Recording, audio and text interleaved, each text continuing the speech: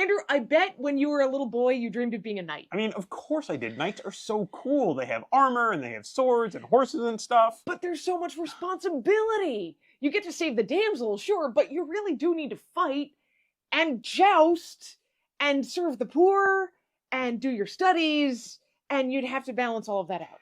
That kind of is a lot, actually. And there's only so much time in the day, but thankfully, there is a board game about balancing all of the responsibilities of being a knight. There is!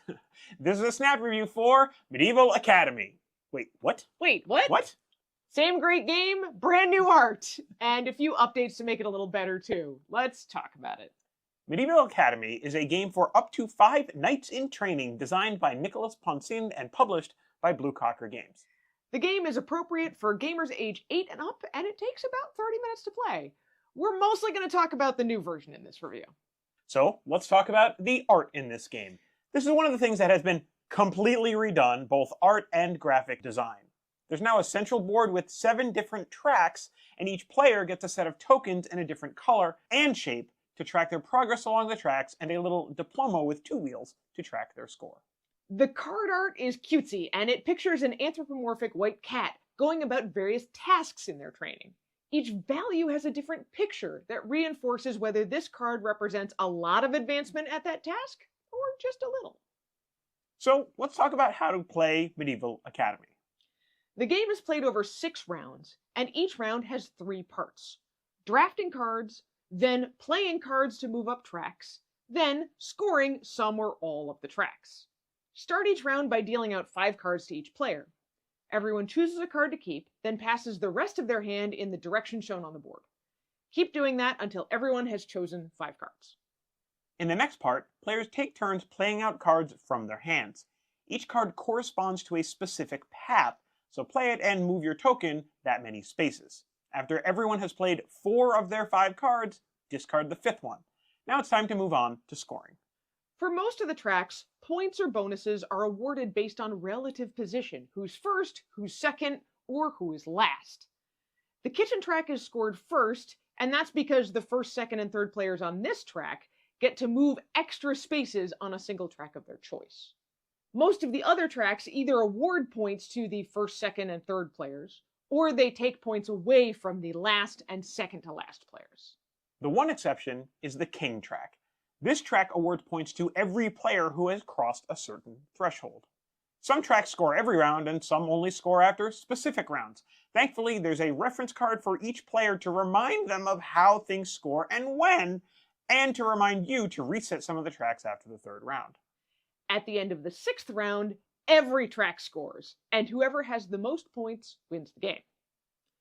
The rules also have a variation for playing at 2 players, in which scoring works a little bit differently, and a knight side of the board, which adds more strategy to some of the tracks.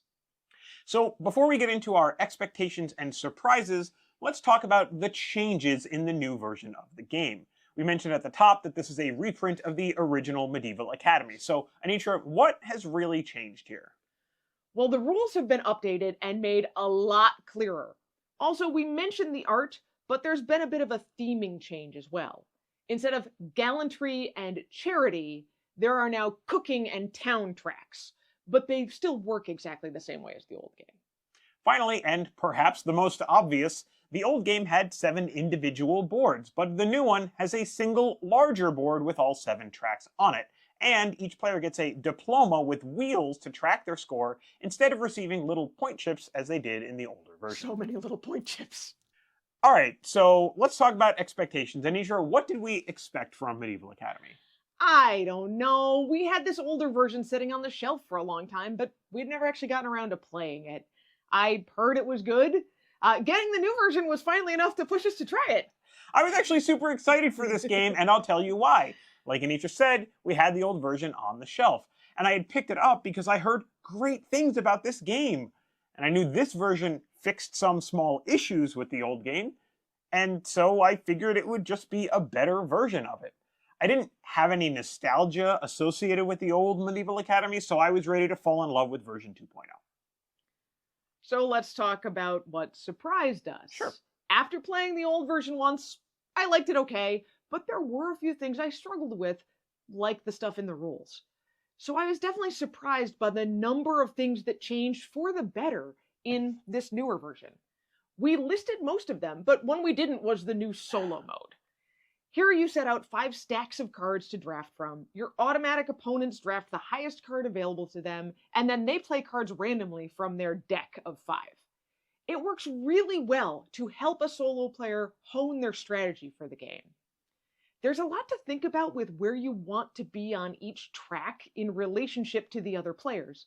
And once you understand that, it will inform a lot of your choices on which cards to draft to. Regarding surprises, I was surprised that they really did go soup to nuts with this game and do a little bit of touching in a lot of different places. Yeah, almost everything. But talking about very specific pieces, I really loved how much easier the game was to set up with only one board. It just seemed like it flowed better getting it to the table. Also, I really appreciated how the different shaped tokens for each player on the tracks were, because it helped with things like color blindness. But I didn't actually like them. Yeah, they fell over a lot. Yeah, the discs from the old game just stacked better. Maybe if they were bigger, the new tokens, or maybe if they just screen printed on discs, it would have stacked a little bit easier, and I would have liked that a little bit more. I haven't really decided which set of art, old or new, I actually like the best. They're both good. The way the box is organized also makes it a lot faster to set up, in addition to the single board. Each of the 5 players gets a compartment for just their supplies, and then there's a 6th compartment in the box for the cards and the shared supplies. We can pull this box out and be ready to go in 2 minutes. So, we asked the question, do we recommend Medieval Academy? It's been a classic since it was originally released more than 10 years ago, but now it's way easier to get a copy. It's a great family game that takes less than an hour to play, and this newer version is going to be much easier for families to jump into. We give Medieval Academy 3.5 knights out of 5.